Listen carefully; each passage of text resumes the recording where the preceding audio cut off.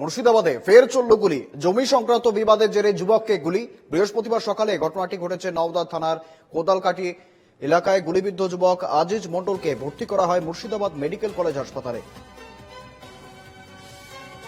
আবারও জানাবো, মুর্শিদাবাদে ফের গুলি। জমি সংক্রান্ত বিবাদের জেরে যুবককে গুলি। বৃহস্পতিবার সকালে ঘটনাটি ঘটেছে নওদা থানার কোদালকাটি এলাকায়। গুলিবিদ্ধ যুবক আজিজ মণ্ডলকে ভর্তি করা হয় মুর্শিদাবাদ মেডিকেল কলেজ হাসপাতালে। সঙ্গে রয়েছেন প্রতিনিধি বিনয় রায়। বিনয়, জমি বিবাদকে কেন্দ্র করে মুর্শিদাবাদে গুলি চলল। বিনয়, একদমই দেখো, আজ সকালবেলাতেই কিন্তু এই ঘটনা ঘটেছে মুর্শিদাবাদের নওদা থানার কোদালকাটি গ্রামে, যেখানে জানতে পারা গিয়েছে মূলত জমি সংক্রান্ত বিবাদের জেরে এই ঘটনা ঘটেছে।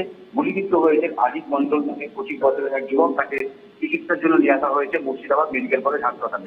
তবে ঘটনাটি যেটা ঘটেছে সেটা হচ্ছে যে এই যুবকের, গুলিবিদ্ধ যুবকের পরিবার আজ সকালবেলাতে তাদের যে জমি রয়েছে সেই জমিতে তাদের ফসল তুলতে গিয়েছিল এবং সেই যাওয়ার পথে কিন্তু অপরপক্ষে আর অভিযুক্ত যাদের বিরুদ্ধে মারধর করার অভিযোগ, তাদেরও পাটের জমি ছিল এবং পাটের সেই ফসল যখন এই আজিজ মণ্ডলের পরিবার যখন ফসল তুলতে যায় তখন কিন্তু পাট কিছুটা পাটের ক্ষেত্রে কিছুটা নষ্ট হয়েছিল পাট, এবং সেইটা নিয়ে বিবাদ শুরু হয় পক্ষে দিচ্ছে।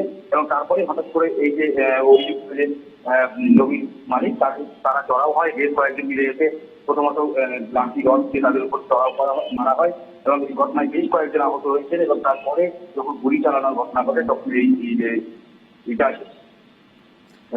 আজিজ মণ্ডল এই যুবক গুলিবিদ্ধ হয় এবং তাকে তড়িঘড়ি সেখান থেকে গ্রামীণ হাসপাতালে নিয়ে যাওয়া হয়, আমতলা গ্রামীণ হাসপাতালে। সেখান থেকে চিকিৎসার অবনতি ঘটলে তাকে নিয়ে আসা হয় মুর্শিদাবাদ মেডিকেল কলেজ হাসপাতালে। এখনো পর্যন্ত তার অবস্থা স্থিতিশীল বলে জানতে পারা গিয়েছে।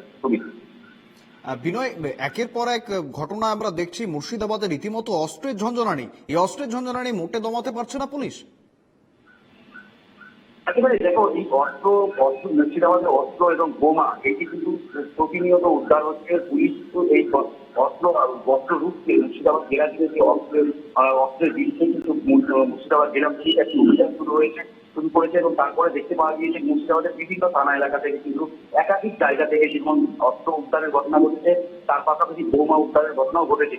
তবে এই ঘটনায় আজিজ মণ্ডলকে যারা গুলি করলেন তাদের কাছে আগ্নেয়াস্ত্র কি করে এলো সেটাও কিন্তু প্রশ্ন চিহ্ন তুলে দিল। যদিও এই ঘটনায় একজনকে ইতিমধ্যে পুলিশ গ্রেপ্তার করেছে এবং তার সঙ্গে জিজ্ঞাসাবাদ করার পরও কিন্তু এই গোটা ঘটনার তদন্ত শুরু করেছে নওদা থানার পুলিশ। বেশ বিনয়, ধন্যবাদ তোমায়।